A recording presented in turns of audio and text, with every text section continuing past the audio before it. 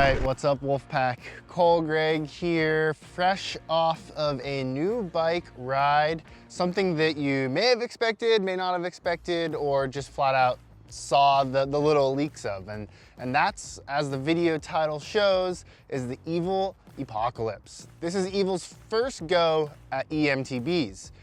Was it good? Was it bad? How did it ride? We'll get into that a little bit later. But first, let's dive into some of the details. So, looking at this bike, you might notice it has some similarities to another bike in Evil's lineup, and that is the Reckoning. They've taken what they've learned and what they've done well with the Reckoning and applied it straight to this new bike. So it covers pretty much all the same geometry, the same travel. So it's got 166 rear Delta driven suspension. Up front, we show a 170 millimeter fork stock, and it can be bumped up from there to 180 for a little more gnarly playtime. As far as the reach goes, we're sitting at 482 millimeters, same as the Reckoning in the size large option. Out back, the only difference here between the Reckoning and this new bike as far as geometry goes is the chainstays. They are 442 millimeters, just slightly longer than that Reckoning, and Evil was able to do these chainstays in full carbon. They claim, and we talked about it, I think it is the shortest fully carbon chainstays for eMTBs on the market right now. So as far as head tube angles go, in the low setting, they are running a 64.6 degree head tube angle, and in that extra low setting, it is 63.9 degrees. So you got a pretty good availability there to adjust the bike as you see fit for your terrain.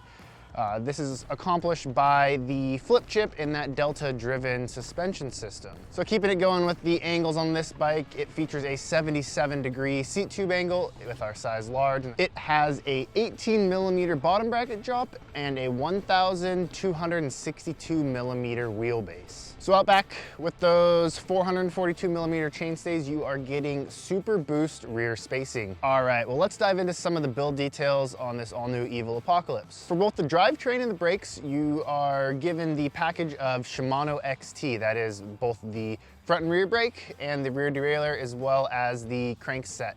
For suspension, up front you have a 170 millimeter RockShox Zeb Ultimate, and out back, covering that 166 millimeters of travel, you have a RockShox Super Deluxe coil with that climb switch. Keeping that momentum moving down the rough terrain is a set of Industry 9 Enduro S wheels. Up front in that cockpit, you have Evil's very own carbon bar and grips, as well as their stem combo. Keeping that traction on the trail, up front, you got the Maxxis DHF, and out back, you have the tried and true DHR. So as far as power goes, this Evil Apocalypse features a Shimano EP8 motor and drive unit and has a 630 watt-hour battery. And what Evil's done with their tuning of this motor, they've gone with a different style. They're calling it Case 1, Case 2, and Case 3.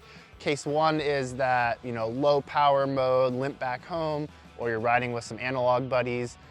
Case 2 is more of the trail mode, kind of leave it in there and forget about it. And then Case 3 is that turbo mode where you're just gonna rail up a fire road because you got 25 minutes before you gotta be at work. What I do have to say is during our day of riding, I left it in Case 2. There was plenty of power on the climbs and just those long sustained road climbs. Definitely didn't get tired. But that power curve was soft on the get up, so you weren't lifting your front wheel on some of the steeper technical climbs. But it did provide plenty of power to keep your legs fresh, and especially on the downhills, it was a good boost. It wasn't like just a jolt out of a corner.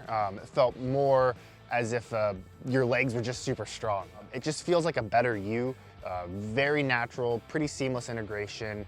The let off on the power was smooth, and the come up as well on the power was ultra smooth. Okay, so keep it on with the power. How does it climb? Good, great. It's really hard to find a bad climbing e-bike nowadays. That Delta driven suspension platform is super efficient. I would say of the e-bikes I've rode, comparatively, it is one of the more efficient bikes. I'm a big fan of DW Links. We'll get into more of that on the downhill section here, but it gives you it's not a harsh feedback. Like, for example, we're at the e-bike shootout riding that Trek rail. It had kind of a harsh hit, up through your body. This gives you that same sensation, but it kind of smooths it out. You're hitting a bump, but it's definitely smooth. It's not super plush over the top unless you're really just using a lot of your body weight to get into that latter part of the stroke. But as far as efficiency goes, climb switch, you really don't need it unless you're spending 45 minutes on a logging road. Very impressed with what they've been able to do and transition that ride feel of all their other bikes, specifically the Reckoning, into this new eMTB. All right, getting away from that boring uphill stuff. How does it ride downhill? Pretty freaking fun. I attain it to more of a trail bike feel on mellow terrain, and then once it gets steep and rowdy, it really comes alive and you get deeper into that stroke and you have that soft ramp end of stroke from that Delta Link. The middle stroke is, it's balanced and plush enough. I was getting some kind of high speed compression chatter. It might have just been a spring weight, a rebound thing. I didn't really spend a lot of time tuning the shock as we had limited amount of time on the bike. But overall, big compressions, small compressions, hard compressions into flat corners was probably my favorite aspect of this bike.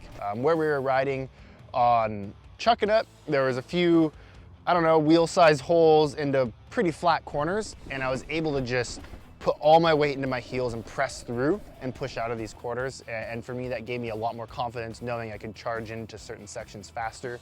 A couple of the trails were riding blind. It was nice to get a few laps on the same terrain to mess with some settings and figure out where I liked it. I ended up running pretty fast rebound just to make the bike just wanted to be lively when the trail wasn't super aggressive, which made it really fun to kind of pop and hit those side hits. But as soon as you found your line through that rough stuff, kind of gapping over into roots, into rocks, it handled it really well. Again, the Delta system all around, it's a really unique package, and if you haven't rode one, it's a feeling that is hard to describe. It doesn't feel in your feet the same as other bikes do, and I think that's really unique to Evil, and they've done a great job, and I know they put a lot of focus on making that ride characteristic the same as their other bikes. So for this build, there's only one option at the moment.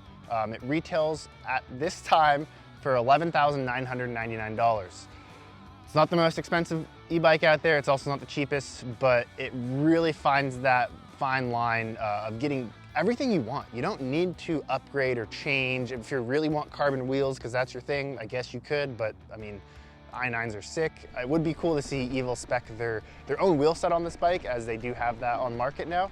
But overall, the build kit is dialed. Like, there's nothing you have to do out of the box to make it just a wicked build.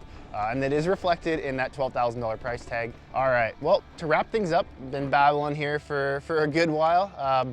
Yeah, I mean, if you are an Evil bike owner and you've been wanting to get an e-bike, this is 100% the bike you should get. There's no other questions. The only real downsides I found is that super boost rear spacing. Again, I have bigger feet, I run really inside on the pedals, my crank arms always get worn out, and I was catching those chainstays here and there, but I think that's a sacrifice I'm willing to make to get those shorter chainstays, to be able to manual it, to pop and play and skid and just get through really tight stuff and those sharp 90-degree flat corners. Like I was saying, you can just press in and push out. It's a really, really good cornering bike. You're not going to be sad and bored riding on flat terrain. It really gives you a lot of feedback and allows you to get out of the pedals and just put the power down with that Delta system. Overall, man, I wish I had more than a few hours on this bike and just reminiscing back on those trails. If you have any questions, please feel free to drop them down in the comments. And coming out soon, we will have a full-length interview with Jason Moschler, the head guy over there at Evil, diving into some more details and the engineering and the thought process and what went into bringing their first eMTB to market, and addressing some of those questions we know you're gonna have and comments of, oh, Evil said they're never making an e-bike. Well, just wait for their explanation. It's good. It's a great interview up at their headquarters in Bellingham. And until then, we'll see you out on the trails. Okay, so let's dive into the build details on this Evil Epocalypse. There's an airplane. Freaking private jets. Come on.